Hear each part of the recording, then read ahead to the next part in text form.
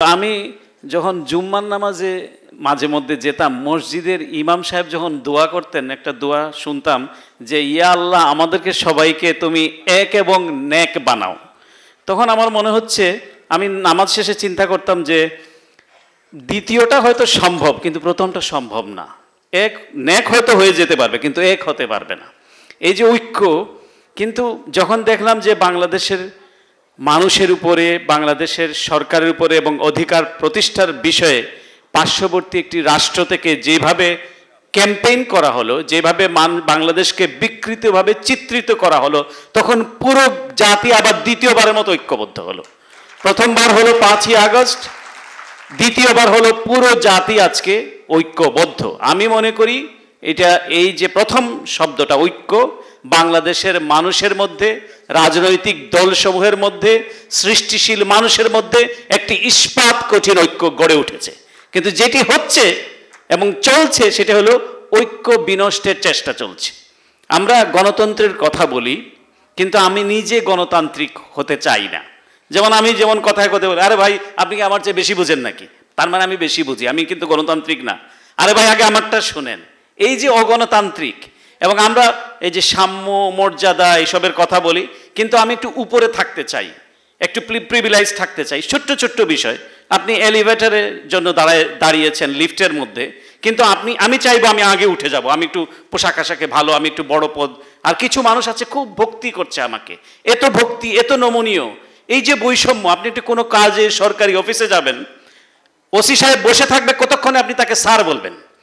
এই যে একটা বিভাজন, বৈষম্য, আপনি ছোট ছোট বিষয়গুলো হবে, এইগুলিকে যদি আমরা সংস্কার না করতে পারি নিজেদেরকে, আমি মনে করি রাষ্ট্র সংস্কার, অবশ্যই আমি কেতাবি কথায় যাচ্ছি না, কিন্তু আমি খুব মেঠো বাংলায় বলতে চাই যে আমাদের মানসিকতার সংস্কার প্রয়োজন। তাহলে পরে আমাদের রাষ্ট্র সংস্কারটা কাজে দিবে।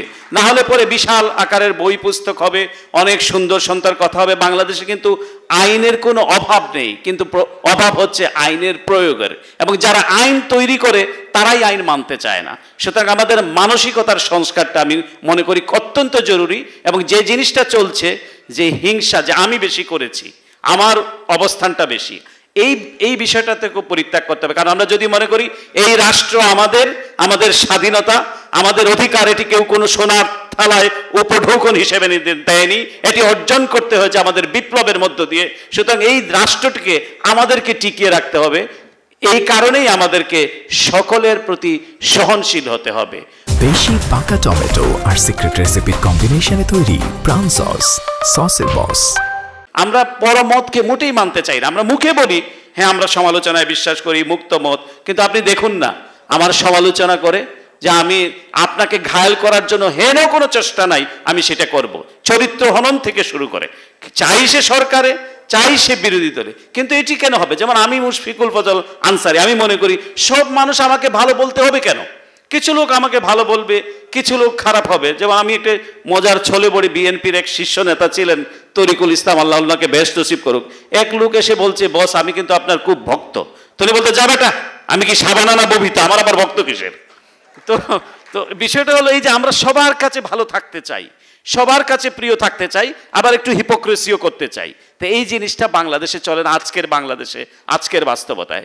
যাই হোক, যেটি হচ্ছে সংস্কারের কথা বললাম। তৃতীয় যেটি হচ্ছে নির্বাচন।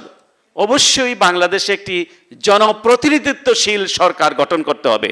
যে আকাঙ্ক্ষা মানুষ ধারণ করেছে, যে আকাঙ্ক্ষাকে লোড করে নিয়েছে বিগত ফ্যাসিস্ট সরকার, সেই আকাঙ্ক্ষার বাস্তবায়ন বাংলাদেশে হতে হবে।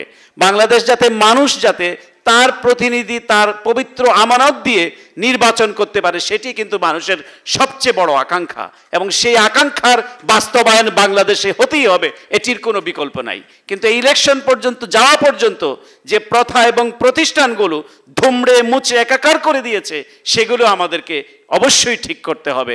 তারপরে আমাদের নির্বাচনের দিকে যে বাংলাদেশে একটি নির্বাচিত সরকার প্রতিষ্ঠিত হতে হবে, মানুষের আকাঙ্ক্ষার বাস্তবায়ন এভাবেই হবে।